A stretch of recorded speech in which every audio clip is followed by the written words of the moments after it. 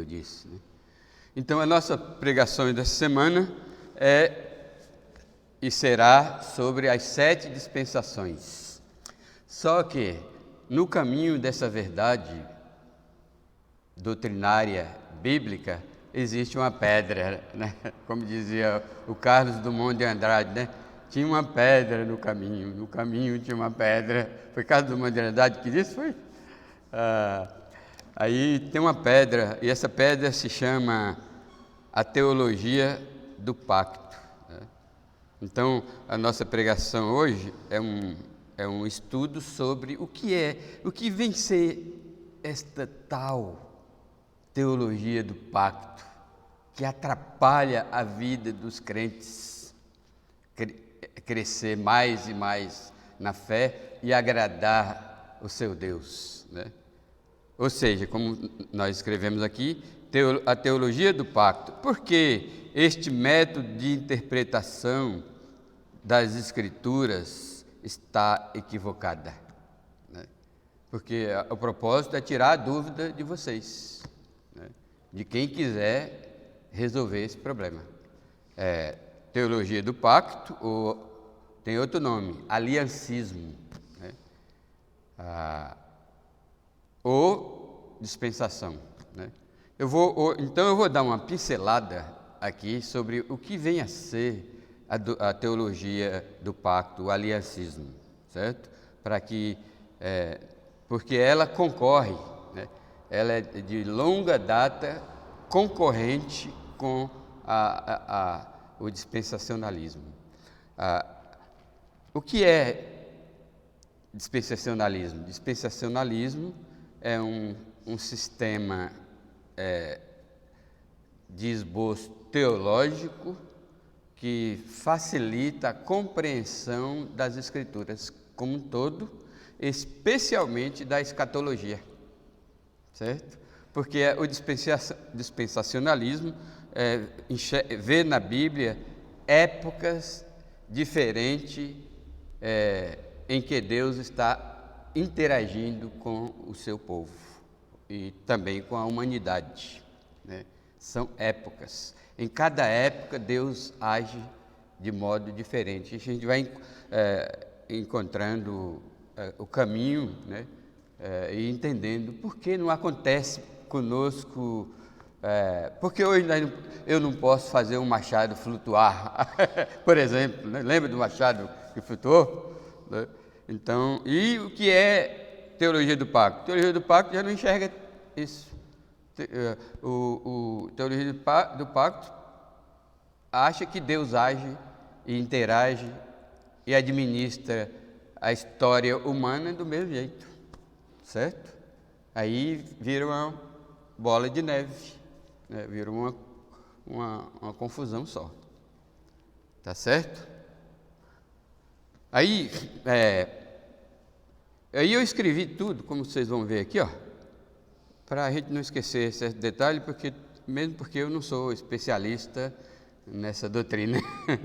Então, por isso que eu vou dar uma pincelada só para a gente entender o que é essa doutrina chamada teologia do pacto, né?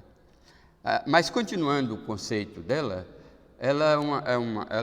o principal conceito, o principal significado da teologia do pacto, ela vê o povo de Deus como sendo um só, tanto no Velho como no Novo, e vê as ações e administrações de Deus da mesma forma, certo?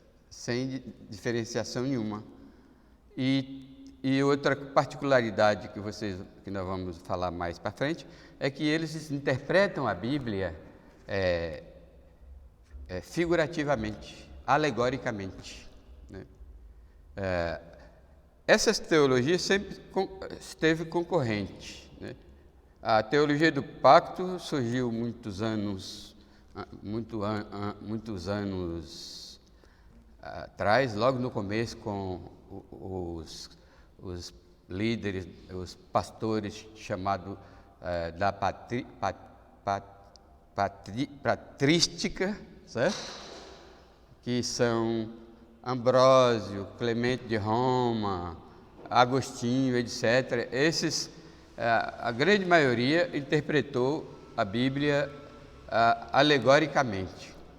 Aí, com o desenvolvimento da teologia, porque a patrística é formado pelas pessoas do começo dos séculos, né?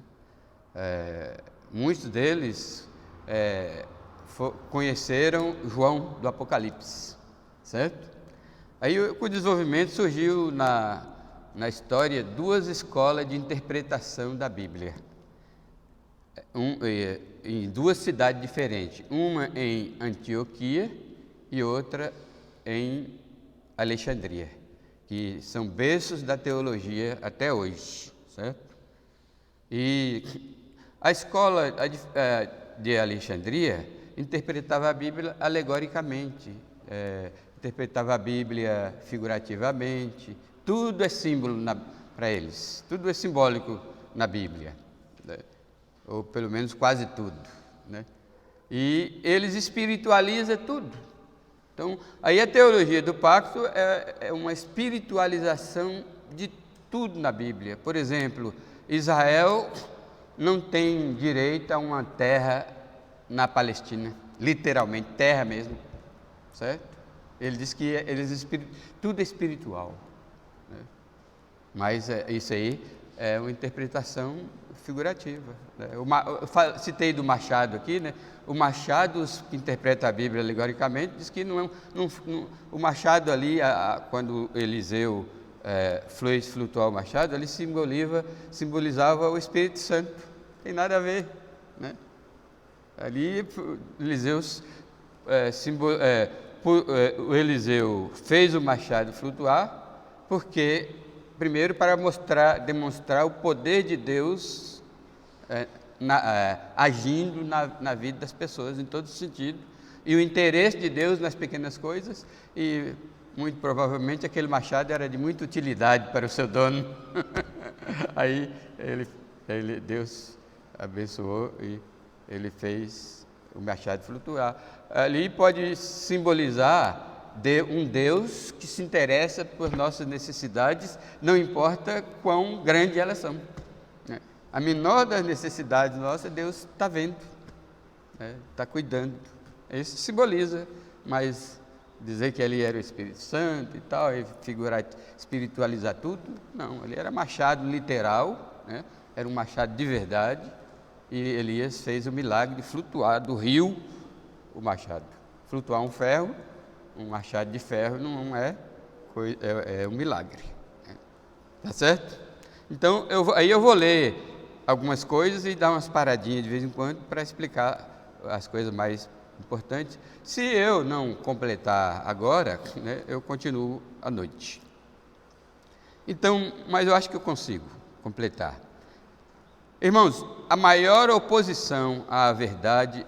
deixa eu dizer para você primeiro que esse material eu tirei desse livro aqui, ó. Deixa eu ver se eu acho ele. Aí quem quiser, eu tenho o e-book dele, quem quiser eu posso lhe dar. O nome do livro é esse aí, ó. Bruce Anstey, ele escreveu esse livro, Teologia do Pacto ou Dispensações? Aqui ele mostra em mais de 200 páginas argumentos que comprovam que a teologia aliancista está errada e a teologia e que é a dispensação, a teologia das dispensações que estão corretas dentro da Bíblia, nesse livro. Se você não achar, quem quiser me pedir, eu mando para você esse livro. Tem mais de 200 páginas sobre isso, né? Bom, aí foi aí que eu tirei 90% desse material. Eu tirei exatamente porque para não deixar muito, para eu não esquecer de muitos detalhes. Porque lembra-se que aqui não é... Você sabe que, eu vou confessar para vocês, eu tenho muita dificuldade de fazer pregações de tópicos, porque eu estou muito habilitado a pregar expositivamente, né? Mas eu consigo. com as orações dos irmãos aí, com as suas orações, eu consigo, né? Fazer. Muito bem. Então, a maior oposição à verdade, diz esse autor, para começo de história. Isso aqui é no meio do livro, quase chegando no final do livro, né? Aí ele diz que a maior oposição à verdade dispensacional vem da teologia do pacto, certo? E em muitos aspectos, essas duas interpretações, elas são antagônicas, ou seja, a interpretação das alianças e a interpretação dispensacionalista. Elas são antagônicas, opostas entre si, em muitos aspectos. Porque tem, claro, aspectos da teologia do pacto que nós concordamos também.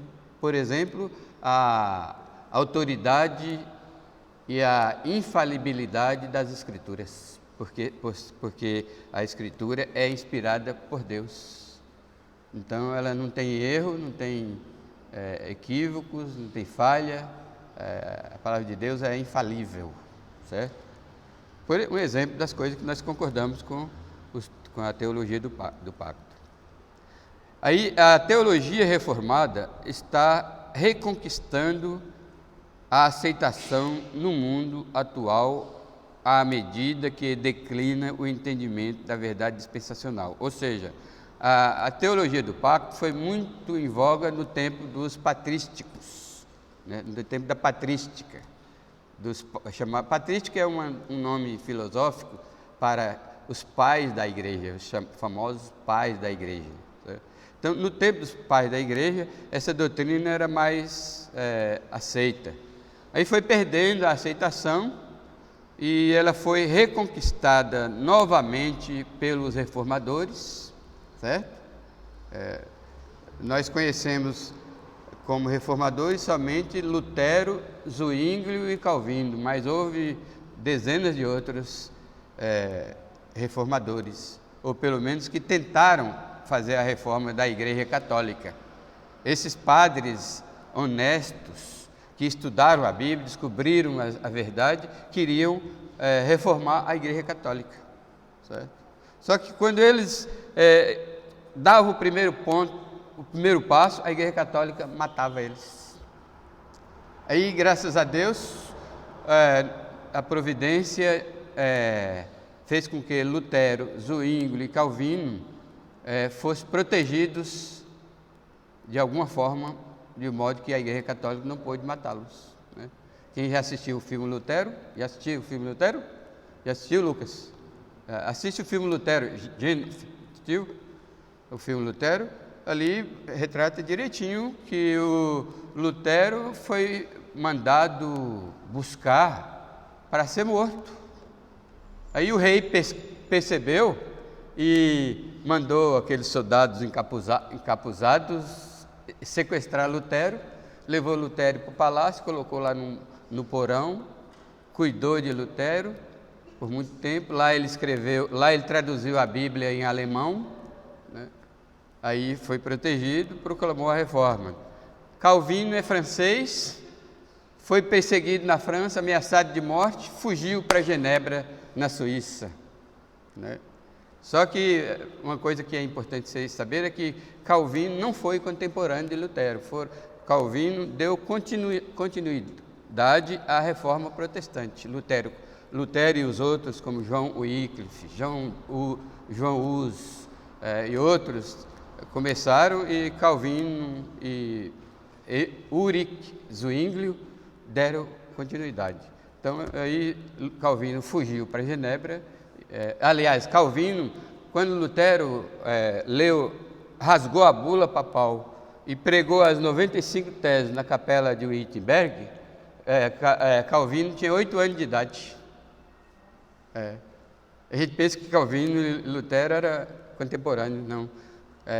Calvino tinha 8 anos de idade quando Lutero proclamou a reforma protestante. Aí Calvino fugiu da França para Genebra. Aí deu continuidade à reforma, certo? Só que agora, no tempo de Lutero, Lutero, como os outros, queria reformar a Igreja Católica. Aí eles viram que não deu certo, se separaram da Igreja Católica. Na época de Calvino, já tinha havido essa ruptura, né, da Igreja Católica com os crentes, os padres crentes verdadeiramente, certo? Aí Calvino não era padre, mas Lutero era padre. Zwingli não era padre, era teólogo apenas, né? O único padre aí padre era Lutero, John Hus. John Hus foi morto na fogueira, queimado vivo pela Igreja Católica, né? John Hus também foi queimado vivo. Outros eram cortados a língua, outros eram mortos e jogados no rio Rena, né? Na Itália ou na Europa.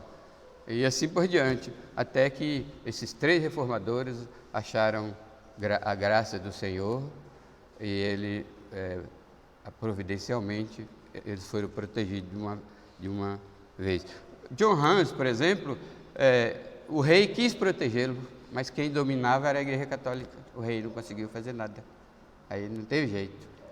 John Hus foi levado da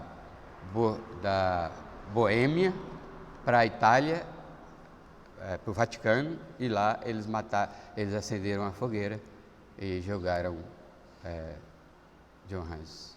Eles não jogaram na fogueira, eles colocavam, se for igual o filme, também tem no YouTube, assiste o filme John Hus. Escreve assim, John Hus, H-U-S. Aí, se for como o filme retrata, eles amarraram o John Hus na estaca, cercaram de gravetos e material combustível e tocaram fogo. Mas ele conservou sereno e tranquilo, mesmo sendo queimado, né, e orando a Deus. É interessante o filme, assiste lá. Então, aí, esses reformadores trouxeram de novo a teologia do pacto. Por que reconquistando? Porque o autor desse livro usa a palavra reconquistando. É porque antes dos anos 1800, a partir do que a verdade dispensacional foi entendida, então, a partir de 1800, a sete dispensação começou a ser pesquisada e veiculada no meio do povo de Deus, né? Então, a partir de 1800, a verdade dispensacional foi entendida e amplamente aceita. Aí, com o advento da Reforma Protestante em 1600, aí começou os reformadores trazer de volta a teologia, a doutrina da aliança, né? A teologia reformada era aceita como entendida e amplamente aceita. A teologia reformada era aceita como interpretação bíblica ortodoxa pela maior parte da cristandade. Mas, no século XIX, foi verificado o erro dessa interpretação e a deixaram de lado, né? Deixaram a teologia do pacto de lado, se esqueceram. E os teólogos se voltaram para o método de interpretação chamado as sete dispensações, né? Hoje, porém, a verdade dispensacional está no processo de ser mais uma vez deixada de lado, enquanto ocorre o ressurgimento do interesse na teologia reformada entre os cristãos. Então, hoje, os chamados reformados, os reformados, eles estão as principais denominações reformadas são batistas, presbiterianas, parece que luterana, e talvez, eu não tenho certeza, a anglicana, que é a igreja da Rainha Elizabeth. certo? Eu falo a igreja da Rainha Elizabeth só para identificar, para localizar, né? É a igreja que a Rainha Elizabeth frequenta, a igreja anglicana. Só que a igreja anglicana, sempre na história, teve duas alas, a ala evangélica e a ala semi-católica, misturado com o catolicismo.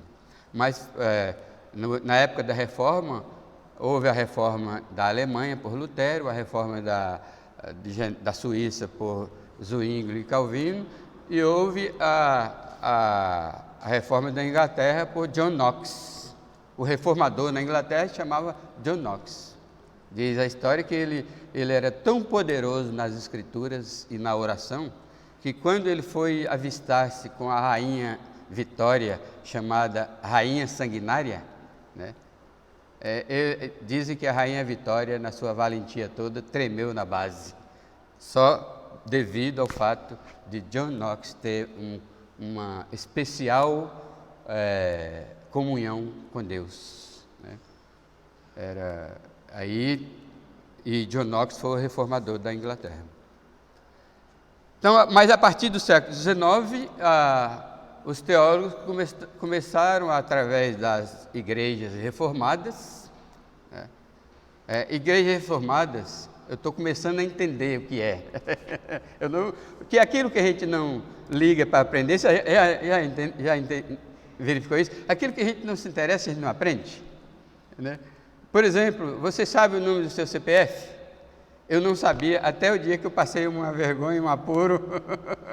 Perguntaram, qual é o número do seu CPF? Eu não sei de cor.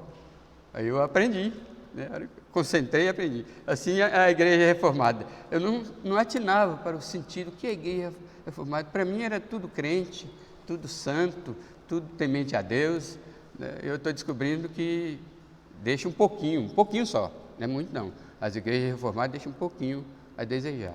Por quê? Reformada, diga, eles permanecem no que os reformadores propuseram na época, em 1600. E não dá para ficar com os reformados até o fim, né?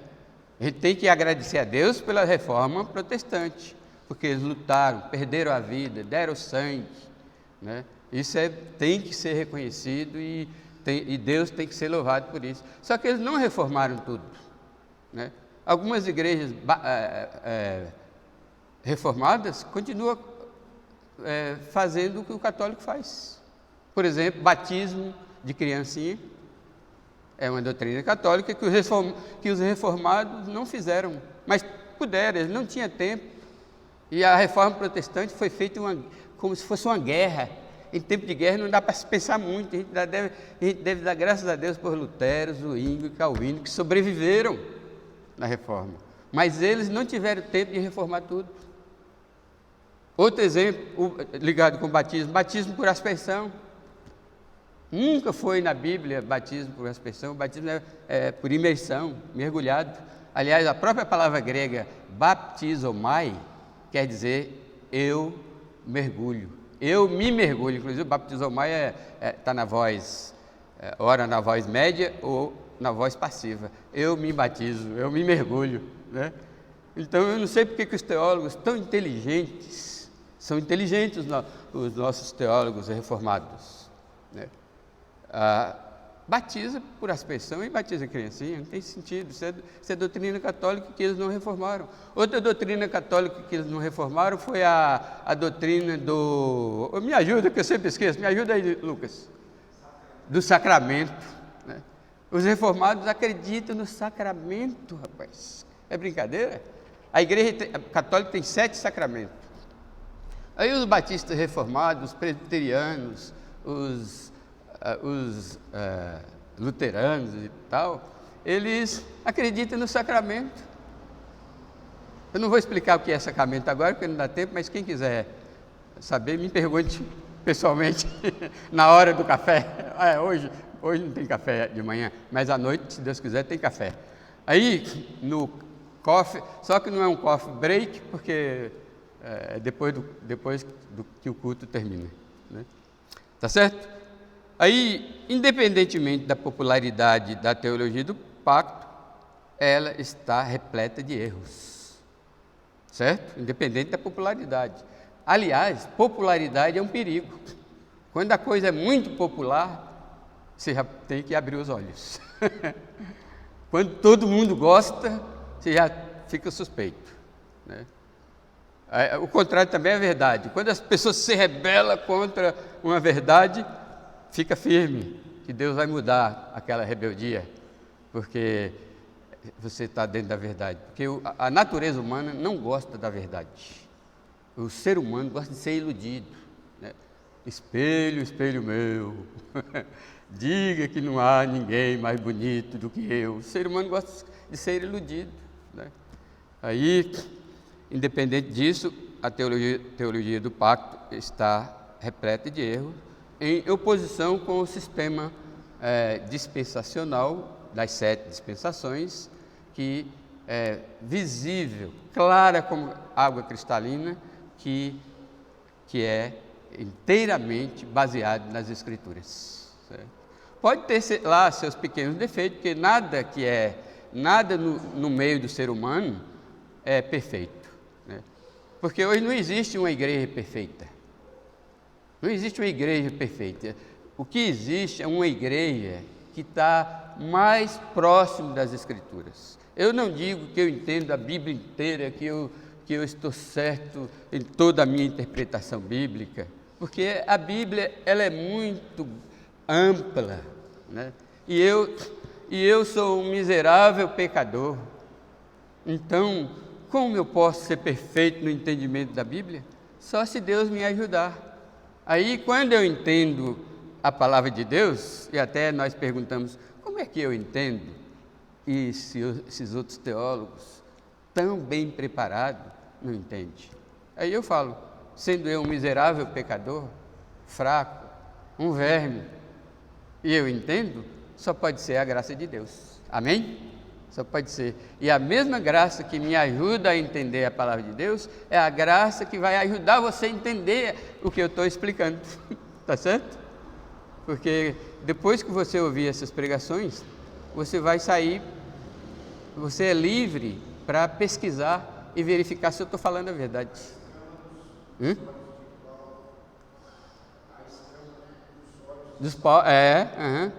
Paulo, quando foi convertido, ele estava no erro, ele foi iluminado por Deus, e o Eugênio ali está, o Eugênio figurativo ali, está dizendo que é simbolizado pela escama que caiu dos olhos de Paulo. Pode ser. Ele era teólogo, filósofo, entretanto não compreendia a verdade. Paulo era teólogo e filósofo, aprendeu filosofia aos pés do filósofo Gamaliel, né? O judeu Gamaliel. Mas ele foi compreendendo, só que Paulo era diferente de mim, porque Paulo aprendeu por inspiração direta de Deus, certo? E eu aprendo por iluminação, eu e você, né? Hoje não existe inspiração, não existe aquele negócio de você orar. Eu já vi pessoas orando, ó Deus, inspira o pregador agora, né? Não, essa oração não é uma oração inteligente. Você tem que orar assim: Deus, ilumina o pregador, para que ele tenha a iluminação, o entendimento das Escrituras, para ele nos ensinar a verdade. É assim que tem que orar pelo pregador. Vocês estão orando por mim? Como é seu nome? Bem-vindo, viu? Como é seu nome? Gildo. A semana inteira.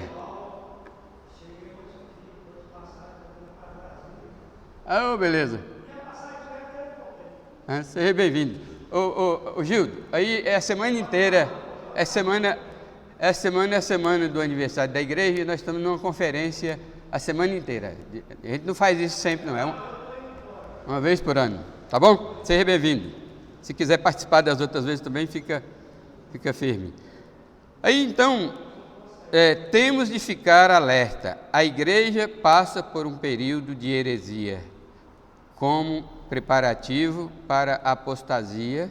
Essa apostasia é aquela que virá com o advento do anticristo.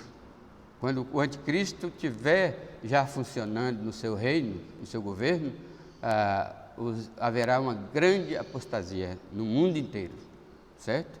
Mesmo porque, isso é lógico, porque a igreja já terá sido arrebatada.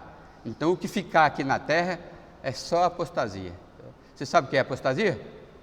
Apostasia é diferente de heresia. Heresia é a disseminação de falsa doutrina no seio da igreja. E a apostasia é o abandono da verdade, né?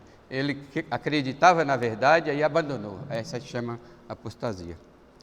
E o fato de tantos cristãos estarem adotando esse erro deve nos deixar em estado de alerta, preocupados.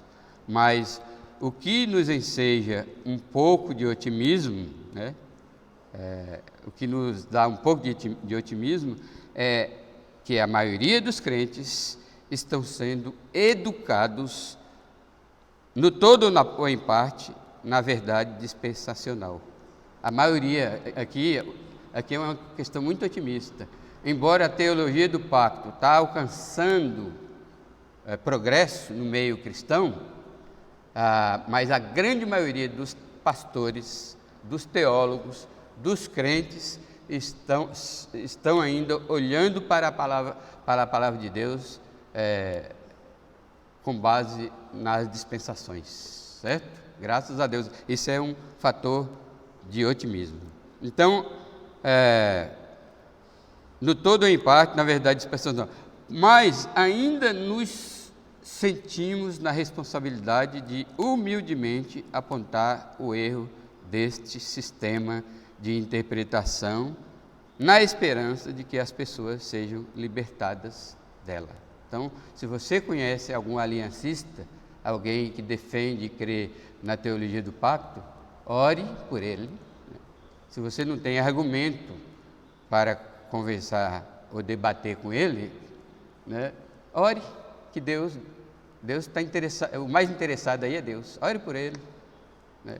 E se houver uma oportunidade, você diz para seu irmão: olha, irmão, veja, dá uma espiadinha na teologia, nas 7 dispensações para você ver, né? Que muitos desses nem sabem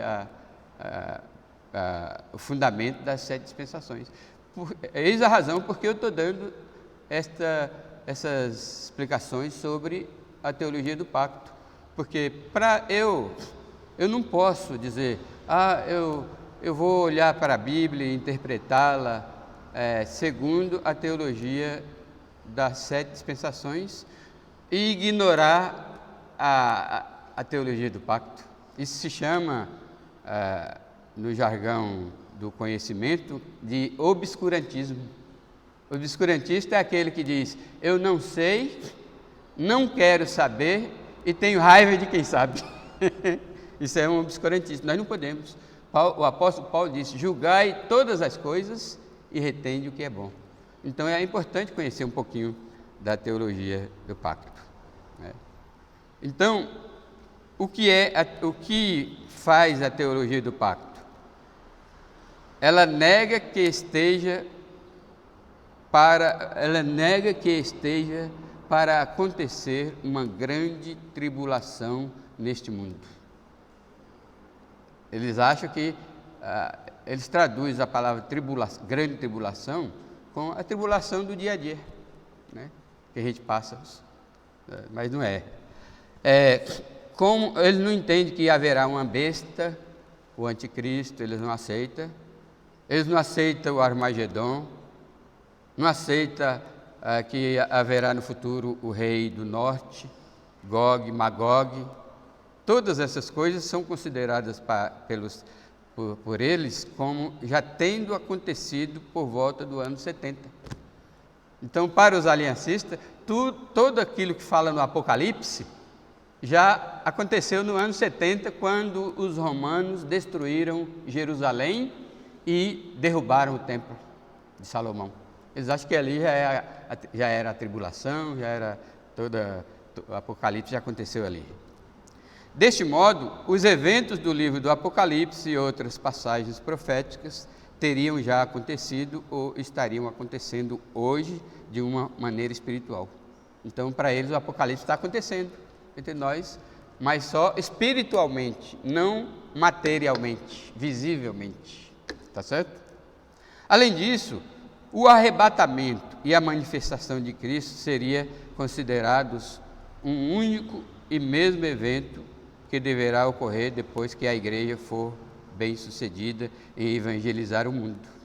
Então, ele espera que a igreja evangelize o mundo inteiro, os aliancistas. E não é verdade, o evangelho nunca vai alcançar cada pessoa que mora nessa terra, ou morou nessa terra, né? Muitas pessoas morreram sem ouvir uma pregação, certo? E foram para o inferno, né? Então, isso aqui está errado. Eles não acreditam no arrebatamento, como eu vou dizer mais para frente. O que mais aqui? Quando a igreja for bem sucedida em evangelizar o mundo. Já que o mundo está longe de ser convertido em curto prazo, a vinda do Senhor não seria considerada iminente, certo? Eles não acreditam na vinda iminente de Cristo. O que quer dizer vinda iminente? Quando ninguém estiver esperando, como Paulo diz, quando o mundo estiver dizendo paz e segurança, aí virá repentina destruição. Eles não acreditam na iminência da volta de Cristo, mas a palavra de Deus ensina que Cristo vem arrebatar a sua igreja sem aviso, sem sinais. De repente, a igreja some, os crentes somem. Aí será aquela confusão, como vocês já sabem, né? Então, a vinda do Senhor não seria considerada iminente. Enquanto isso, os cristãos são encorajados a não apenas pregar o Evangelho, mas também a exercer uma influência piedosa onde quer que puderem para ajudar a reforma do mundo. Ou seja, eles acreditam numa reforma do mundo, né? No mundo político, social, econômico, religioso e alimentar. Eu incluo alimentar, porque a alimentação também está sendo dirigida pelo diabo, sabia? A alimentação o diabo usa a alimentação para matar muita gente, certo? Nós temos que ter muito cuidado com produtos industrializados. Tá certo? Então o mundo nunca vai ser reformado, nunca vai ser bom de viver. O mundo vai ser sempre jazer no maligno. Vocês não leram lá em João que João disse: o mundo jaz no maligno, o mundo inteiro jaz no maligno, né?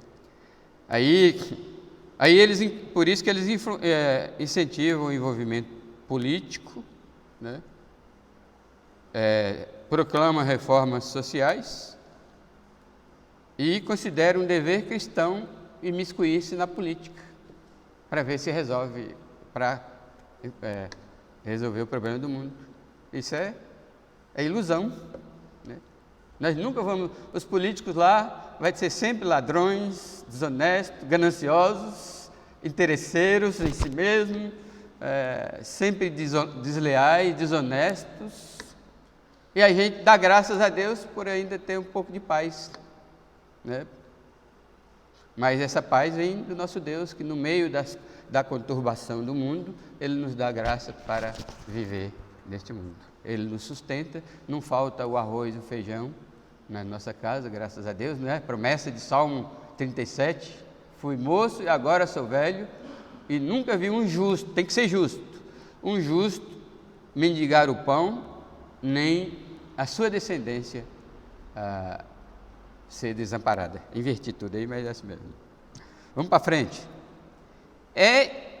De um sistema o aliancismo é um sistema de ensino que não faz diferenciação na família de Deus. Ela enxerga os santos de todas as eras, do Antigo Testamento e do Novo, e do reino do milênio e do reino milenar, como sendo uma só companhia de crentes igualmente abençoados em seu relacionamento com o Senhor. São considerados como parte da Igreja de Deus, o corpo e a noiva de Cristo, como um só povo. Ou seja, eles não fazem distinção entre Israel, os judeus e a igreja, né? É um povo só. Mas aí, em contrapartida, a interpretação baseada nas 7 dispensações, ela vê Israel, ela vê que Deus tem 2 povos, Israel e a igreja. Eles não veem assim, mas são 2 povos. Deus não abandonou Israel, está escrito aonde? Em Romanos 11. Pode ler Romanos 11. Paulo explica: o abandono de Deus a Israel não foi definitivo. Aí é quando ele fala lá: quando vier de Sião o libertador, todo Israel será salvo. Haverá um dia, nós vamos explicar aqui, que todo judeu vivo nesta terra será salvo. Haverá uma salvação nacional. Isso aí não é sugestão, não é opinião minha, nem de todos os que creem no sistema dispensacional. Está na Bíblia, especificamente, na Bíblia toda, mas especificamente em Romanos 11. Você lê lá, você vai entender. Então, eles não fazem distinção entre Israel e a igreja. É tanto, por falar nisso, porque essa aqui é uma das tônicas da doutrina do pacto. É tanto que, se você, meu irmão, quer entender a Bíblia quando você lê, faça as seguintes perguntas: essa passagem se refere a Israel ou ao gentio, ao judeu ou aos gentios? Aí a sua consciência, sua inteligência e a própria Bíblia vai responder: não, essa passagem Deus está falando com Israel. Então, se você é gentil, não se sinta obrigado a fazer. Por exemplo, circuncisão. Os gentios não são obrigados a circuncidar, porque a circuncisão é um mandamento para judeu. Entendeu? Circuncisão, para quem não sabe ainda, Natan, é operação de fimose. Seu pai lhe levou para fazer essa cirurgia? Levou, gente? Não? Ah, rapaz. A operação de fimose do menino, né, para a saúde do menino. Mas está em tempo, até Abraão fez aos 80 e tantos anos. Só que é mais dolorido. E que diga o capítulo 34 de Gênesis, da semana passada, né, que o filho de José, o filho de Jacó, mandou circuncidar toda aquela nação. Aí no 3º dia, quando a dor acelerou, ele foi lá e o pessoal fica tudo fraco, os homens ficam tudo fracos. Ele foi lá e matou todos os homens, aproveitou a fraqueza. É ruim circuncidar depois de grande, né? É isso aí, então vamos para frente. Então ele está explicando, aí faça outras perguntas. Essa passagem aqui, Deus está falando com Israel ou com a igreja? Tem coisa que Deus está falando com Israel, então a igreja não se sente obrigada a obedecer Deus naquilo lá. Outra pergunta: essa passagem está falando para crente ou para incrédulo? Tem passagem que a Bíblia está falando para os que ainda não são crentes. Então eu como crente, não sou obrigado a obedecer aquela palavra de Deus. Então, é assim que se compreende a Bíblia. Os aliancistas não, mistura tudo, e tudo é para todo mundo. Tudo é para todo mundo. Isso aí faz confusão, e confusão, dúvida, faz o crente não crescer na sua fé. Fica aí sem saber, como barata tonta, sem saber para onde vai. Tá certo? Por isso a igreja para eles. Por isso a igreja é algo que teria começado no Antigo Testamento. Que absurdo. Lucas, quando eu comecei a ver isso aqui, eu fiquei chocado. Para eles a igreja começou no Velho Testamento, quando a palavra igreja nem era conhecida no Velho Testamento. Paulo apresenta no livro de Éfeso, na epístola de Éfeso, a igreja como um mistério. Um mistério. A palavra mistério na Bíblia, na língua grega, é diferente da palavra mistério hoje, certo? A palavra mistério na língua portuguesa significa algo que nunca será revelado, algo que nunca vamos entender, é um mistério, né? Mas a palavra mistério no grego quer dizer algo oculto no passado, mas revelado no presente. A palavra igreja nenhum judeu sabia o que significava até Paulo subir ao céu. Lembra que Paulo subiu ao terceiro céu e voltou? Quando ele voltou, Deus deu para ele lá no céu, deu o significado da palavra igreja. Ninguém conhecia o que era igreja. A palavra igreja no grego quer dizer eclesia. Ninguém sabia o que era eclesia em relação à igreja. Conhecia a eclesia na filosofia. Na filosofia, a eclesia significava uma assembleia, né? Um ajuntamento de pessoas para discutir assuntos filosóficos, ou assuntos políticos, ou assuntos econômicos, né? Mas como igreja, a palavra eclesia não era traduzida como igreja. É tanto que Jesus usou no Velho Testamento, no Novo Testamento, especialmente em Mateus capítulo 16 e capítulo 18, 2 vezes a palavra igreja. Uma foi quando ele perguntou para os discípulos: quem diz as pessoas que eu sou? Aí alguns falaram, alguns dizem que você é o Cristo, outros dizem que é o profeta, outros dizem que é isso, aquilo. Aí Jesus: e vocês? O que vocês dizem que eu sou? Aí Pedro, o Espírito Santo entrou em Pedro, e Pedro disse: tu és o Cristo, o Filho do Deus vivo. Aí Jesus disse: Pedro, você está de parabéns, mas não fique orgulhoso não, que não foi a sua inteligência que fez essa descoberta, foi o Pai que revelou a você, né? Aí Jesus começou a dizer, eu edificarei a minha igreja e as portas do inferno não prevalecerão contra ela. Quando Jesus disse a palavra igreja ali, o que eu falar aqui, que vocês não tiverem a mínima noção, vai passar batido. Mas o que eu falar que você tiver noção, você vai ficar com dúvida e vai pesquisar, vai perguntar, vai descansar enquanto não entender. Então, eles não sabiam o que era igreja, passou batido. É tanto que tem uma piada que diz que numa sala de aula, se ninguém tem perguntas, aconteceu uma de duas coisas. Ou, viu, Deis? Aconteceu uma de duas coisas: ou você aprendeu tudo, ou você não aprendeu nada. Né? Se você aprendeu tudo, é claro que você não tem perguntas. Se você não aprendeu nada, você não tem perguntas, né? Mas se você pegou uma noçãozinha assim, aprendeu um pouco, você tem perguntas. Então a palavra igreja passou batido, né? E os discípulos não se interessaram. Aí quando foi a outra vez que Jesus usou a palavra igreja? Quando ele disse: se o teu irmão pecar, vai ter com ele. Se ele te ouvir, ganhaste teu irmão. Se ele não te ouvir, chame 2 testemunhas. Se ele não ouvir você e as 2 testemunhas, leve-o à igreja. Aí naquele tempo a palavra igreja também não era conhecida, passou batido. Só quando Paulo foi arrebatado para o terceiro céu, quando ele voltou, ele veio com o significado da igreja.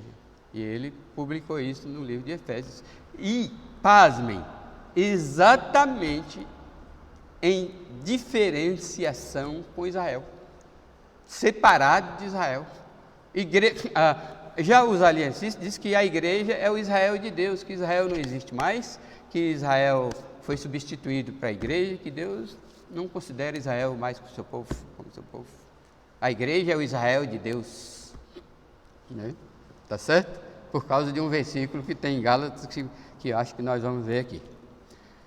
Aí, deste modo, as bênçãos que as Escrituras apresentam como sendo exclusiva dos cristãos, da igreja, seriam consideradas como pertencentes a todos os santos em todas as épocas. E vice-versa. E as bênçãos que a Bíblia promete, somente, que é exclusiva para Israel, eles dizem que é para todos os crentes, todo o povo de Deus. Não pode. Há bênçãos que é só para Israel. Há bênçãos que é só para a igreja, né? Por exemplo, o arrebatamento, né? Quando Jesus, o arrebatamento é a maravilhosa bênção, é chamado na Bíblia de bendita esperança, que o crente vive pela esperança, né? Mas tem uma esperança específica e maravilhosa, que é a vinda de Cristo nos ares, para arrebatar a sua igreja e levar para o céu, para participar do julgamento das obras dos crentes, para receber galardões, e depois desse julgamento, e a gente já tiver recebido, glorificado a Deus com os nossos galardões, aí haverá as bodas do Cordeiro, que nada mais é do que um grande culto de adoração da igreja a Jesus Cristo. Aí depois desse culto de adoração chamado Bodas do Cordeiro, quando Cristo vai, que é o casamento de Cristo com a sua noiva, a igreja, aí ele desce do céu, acompanhado com a igreja, são o cavalo branco do Apocalipse e os outros cavalos brancos que seguem Jesus, viu, gente? Aí, aqueles montados no cavalo branco é a igreja, acompanhando Jesus para a guerra do Armagedon, certo? Aí, só Jesus está armado, a igreja não precisa estar armada, só ele tem a espada de 2 gumes que sai da sua boca. Quando eu comecei a estudar a Bíblia, eu falei, mas Jesus é tão lindo, Jesus é tão bonito, mas vai ficar feio com uma espada de 2 gumes sair. Espada de 2 gumes quer dizer aquela espada enorme que corta dos 2 lados, né? Com uma espada de 2 gumes saindo da sua boca.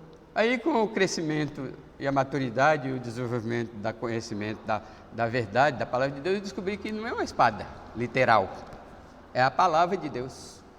Aí, com a espada que sai da sua boca, ele vai destruir o anticristo, né? Vai matar o anticristo com a sua palavra, né? Aí, você vai duvidar disso? Como foi que Deus criou o mundo? Com a sua palavra. Haja luz, houve luz. Haja porção seca, e houve. Haja os répteis, e houve os répteis. Surja os animais domésticos, e surgiu. Surja os animais selváticos, e surgiu. Tudo com a palavra, tá certo? Então, as bênçãos são para Israel, não são para a igreja no dispensacionalismo. E se você ler a Bíblia inteira, você vai ver isso. Qualquer um vai ir. Você não precisa nem fazer curso de teologia, né? Para entender isso, se você ler a Bíblia inteira, de Gênesis a Apocalipse, você vai perceber isso, que há bênçãos para Israel, para os judeus, e bênçãos para a igreja. Essa compreensão vai... Por que é tão importante bater nessa tecla? Que Israel é Israel, igreja é igreja, ambos são povos de Deus. Israel, Deus parou de tratar com eles, as tratativas de Deus com Israel estão meia parada, não totalmente parada, né? Por exemplo, um exemplo de que não está parada foi a Guerra dos 6 Dias. Vocês já ouviram falar da Guerra dos 6 Dias? Em 1968, o Egito se aliou com todos os árabes e a Rússia forneceu dinheiro e armamento e os judeus estavam desprevenidos, nem pensando em guerra. Os árabes, os judeus, os egípcios, armados até os dentes, invadiram Israel. Era para destruir, acabar com o povo judeu, com a nação de Israel. Israel reagiu, acabou com os árabes, acabou com os egípcios. Diz que a história conta que os egípcios saíram correndo, fugido com medo, e deixaram tanques de guerra caríssimos, de milhões e milhões de dólares. Os judeus, depois, andando pelo deserto, encontrou tanques, armas potentes, caras, que eles abandonaram as armas e fugiu. Quem fez isso? E existe uma história interessante, está no YouTube, uma história interessante que nessa guerra, os judeus, um soldado, eles estavam acampados, os soldados judeus estavam acampados em certo lugar. Um soldado resolveu sair do bando, da corporação lá e passear ali no deserto. Começou a andar no deserto. Quando ele vai se aproximando do deserto, quem ele viu? Um pelotão enorme de egípcios. E quando os egípcios viram ele, sabe o que os egípcios fizeram? Ergueram os braços e se renderam para um soldado só. E ele deu uma de João sem braço, né? E colocou todos os egípcios na frente, com a metralhadora em punho, né? E rendeu todos os egípcios e foi levado lá onde estavam os soldados acampados. Aí os soldados, eles foram presos, né, rendidos, presos. Aí, em uma entrevista com um dos sargentos lá, do chefe do pelotão, disse que era enorme. Perguntaram: como é que vocês se renderam a um soldado? Aí eles disseram: não foi um soldado. Tinha milhões de soldados com ele. Entendeu? Porque isso é semelhante ao que aconteceu com Eliseu. Lembra da história de Eliseu?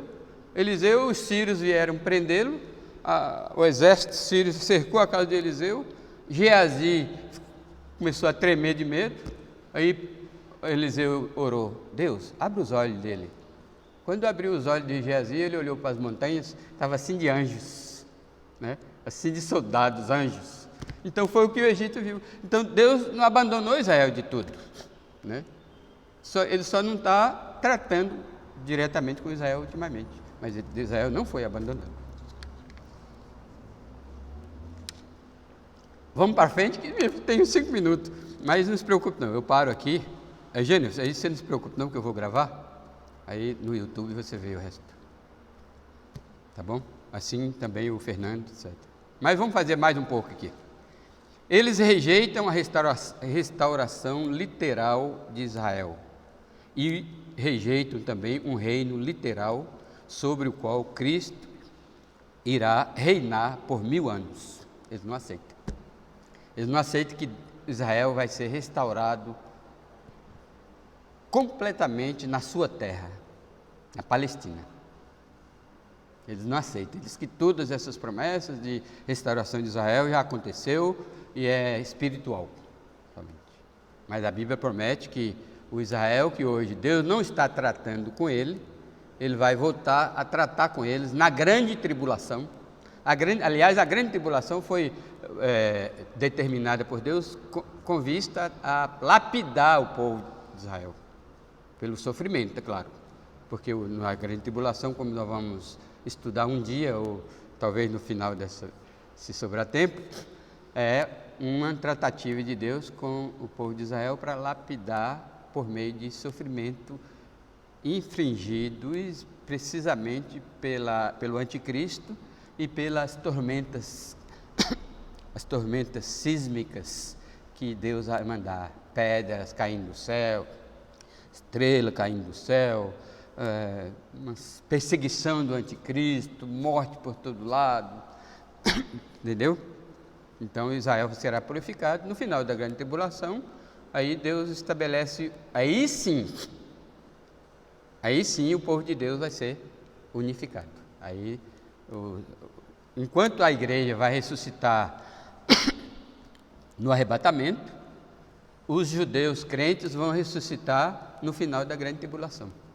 Aí Deus vai estabelecer o reino do milênio, aí é com os judeus e com a igreja, certo?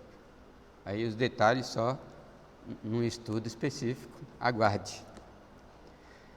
Então, eles enxergam Israel como tendo perdido para sempre as bênçãos materiais por causa da sua incredulidade.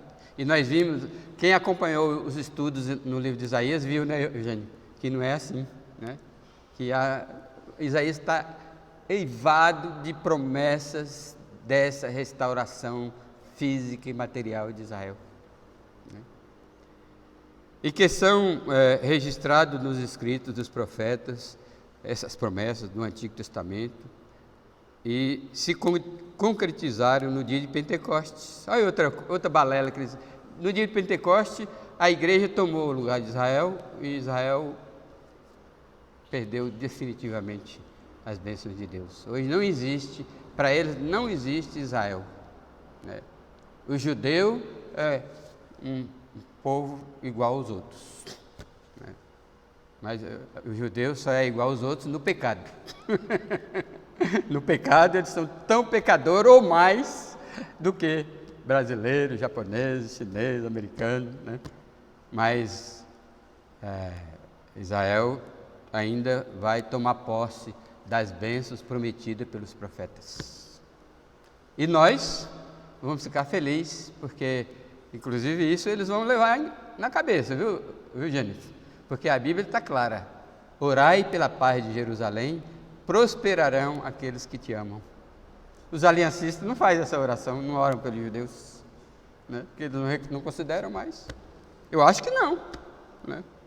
Eu não encontrei, mas eu suspeito que eles não oram pelos judeus, porque não existe mais. Eles perderam as bênçãos, né?